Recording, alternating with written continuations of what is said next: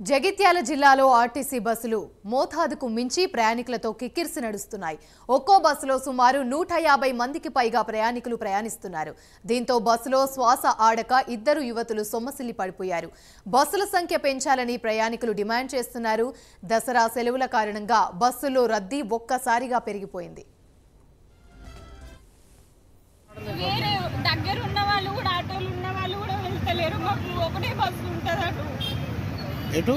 Aluru side ఒకటే ఉంటది bus.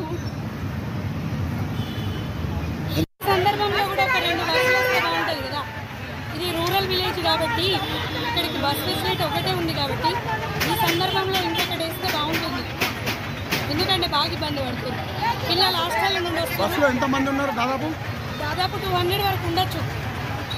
RTC బస్సులో 200 అవుతుంది. కానీ ఈ రోజు మాత్రం హాలిడేస్ ప్రారంభం కాబట్టి పిల్లలు హాస్టల్ నుండి వచ్చారు కదా, కొంచెం ఆలోచించి ఇంకో బస్ వేస్తే బాగుంటుండే. ఏ ఊరికి వెళ్తారు మీరు? ఇప్పుడు దావన్ వెళ్ళండి. ఇంత జనాలు ఆగం కాలే. నేను ఎందుకు కట్టిండు బస్సు కిరాయి పెట్టదుండే. అంత జనాలను ఇలువ లేకుండా వేసిండు ఆడలు. ఎటు పోతుర్రమ్మా? అది దావనపల్లి. ఎటు నుంచి? జైత్యాల నుంచి దావనపల్లి అవుతురా?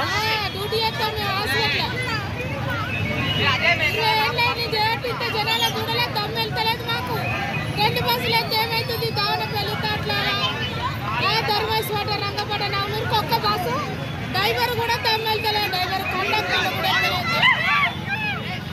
200 మంది 180 190 ఇంత జనాలు ఈ బస్సు